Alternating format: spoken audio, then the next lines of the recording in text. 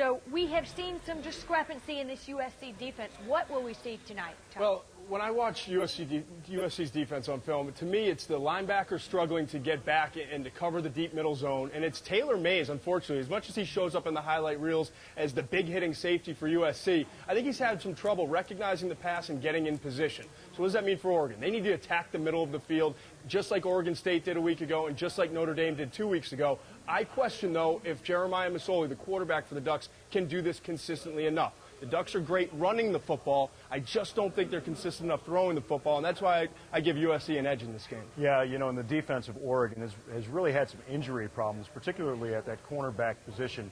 Walter Thurman, their best cover corner, was already lost for the year. Thomas Jackson got hurt in the game last week against Washington, did start practicing, probably going to play in this game.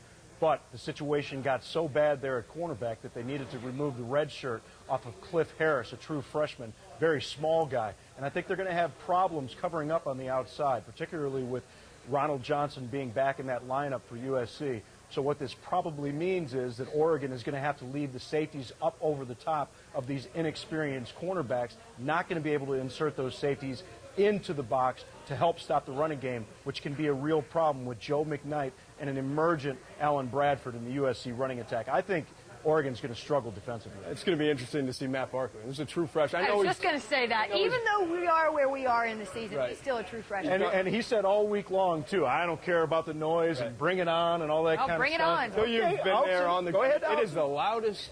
I think it's the loudest stadium in all of the country, and there's only, there's not 100, 110,000 like you have at Michigan and in Neyland State, all those different stadiums. It's amazing how loud that place gets. I want to see if Matt Barkley can handle this. So far, he's proven that he can. He can do this. This is a different animal. He can do this, though.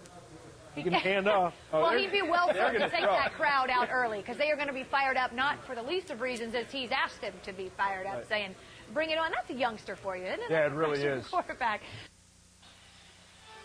USC's precocious freshman quarterback, Matt Barkley, travels to the Great Northwest for a Halloween celebration. And the never-nervous one, Coach Pete Carroll, is ready for whatever the ghosts and goblins have to offer. The Oregon Ducks are unbeaten in Pac-10 conference play.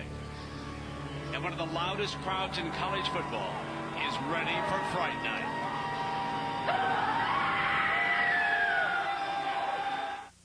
Welcome, ladies and gentlemen. Before we begin, I should warn you that some of you may find what you are about to hear rather disturbing. During the last decade, the men of Troy have been treated far more than they've been tricked. But not in Oregon, where they have reason to be afraid. Very afraid. There, the Trojans' imperious masks have been removed. 3 straight losses in the northern state for the Legion from L.A.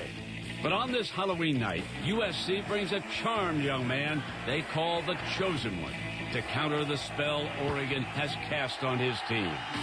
Fright Night begins now on Saturday Night Football.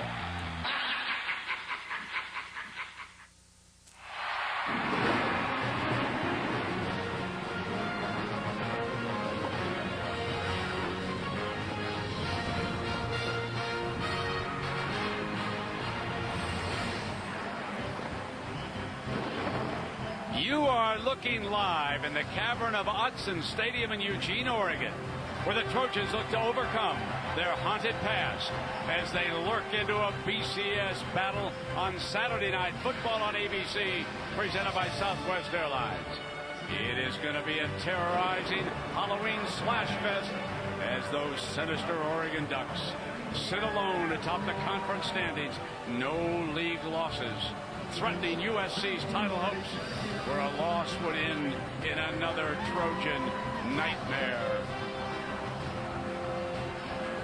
Good evening, everybody. Happy Halloween. I'm Brett Musburger with Kirk Herbstreit.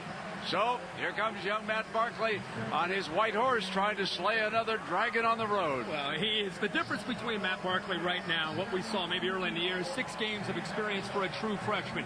I think we're seeing him grow and develop. He's very, very confident coming into this game because of what he's been able to experience, as you see there on the road. I think the other thing, Brent, is it's changed the SC offense. Early in the year, it was more about the running game and safe, easy throws for Barkley. Now, with Ronald Johnson back as a receiver, they're now attacking down downfield more, which is opening up their running game. And for those of you who haven't seen Chip Kelly's Oregon offense, you're in for a treat. This is one of my favorite offensive styles that you see in college football. A team that wants to spread you out and then has versatility. First of all, they'll spread you out and they'll run the zone read. Look out for LaMichael James to run the football. If you take James away, Masoli, the quarterback, has the ability to run the football. This is the difference. They can get the ball to the outside. Jeff Mayo can catch the football. The key tonight is right here. Can Masoli get the ball downfield to Ed Dixon and his group of wide receivers to attack an SC defense that in the last 2 weeks has really had some trouble against both Notre Dame and Oregon State in the pass game. So for USC, they come to Oregon again. Will it be a trick or a treat for the Trojans? We are about to find out. Fright night on Saturday Night Football.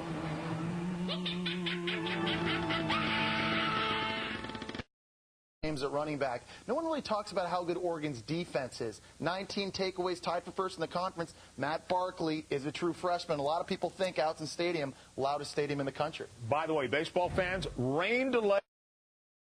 Well, John, the coach on the right, Chip Kelly, has his Oregon Ducks atop the Pac-10, and Pete Carroll, of course, tonight hopes to knock him off that perch and hand the Ducks their first conference loss. Here's a young man you're going to be hearing a lot about. Jeremiah Masoli, number 8. He's the trigger man in this Duck offense.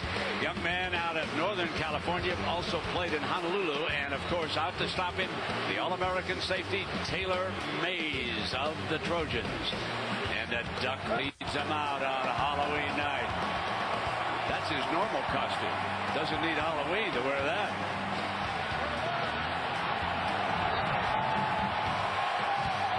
Showtime in the Great Northwest.